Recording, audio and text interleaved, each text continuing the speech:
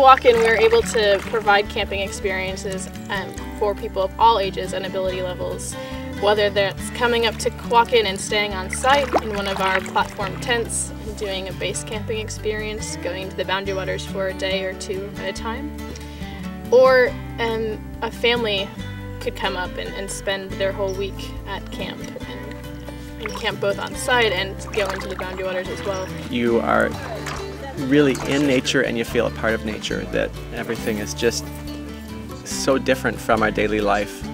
You come up here and it's just a real escape, and you hear the birds and you see things that are going on that you just don't see at home.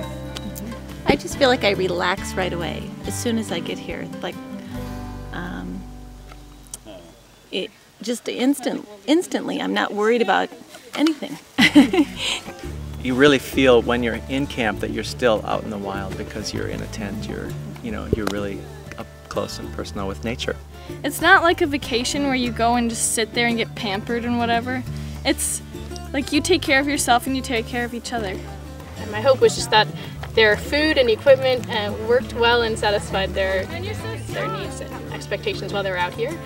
We'll also see a group coming in later today and who are going out with a guide. So Kowakan provides staff who are trained and experienced paddlers and certified in wilderness first aid and lifeguarding. This is a Duluth pack, and inside it are two what they call food packs or food barrels. In the one is primarily dry goods. It is all the food we will consume for the days that we're out there, 5 days. So we have things like what's called super oatmeal. Is dried fruit, nuts, brown sugar, and fresh fruit. That would be an example of a breakfast. And my hope is too that encourages people who maybe don't have as much experience or just want some additional help in having a safe, quality experience out here.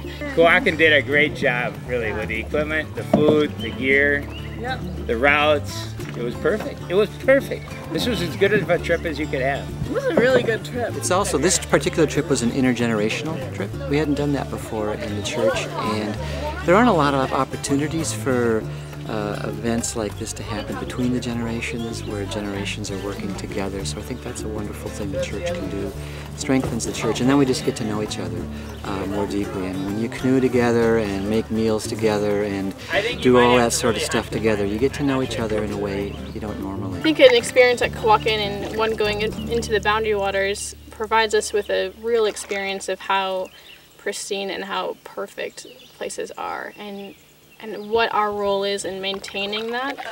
We talked about that in our group this morning in our devotions, that it's our hope that 1, 2, 3 generations from now people will be able to come out into the Boundary Waters and find it just the way we found it. Our devotion today was about what we did without up here, what we didn't have that we're used to having. And we all kind of agreed that we had absolutely everything we needed. We reach people in different ways, and camping is certainly one of the most important ways for me. It was as a child growing up.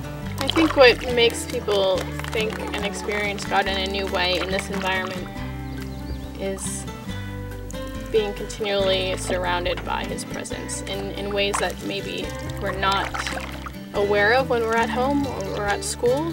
Our church's mission is to help people grow in their faith, and in any possible way that we can possibly grow in our faith. Sometimes it's through the out of doors, it's through nature, it's through being closer to God and the spiritual world in the out of doors. And I think that's one of the reasons that the United Methodist Church promotes camping so much, is it reaches to people who otherwise might not find a spiritual expression.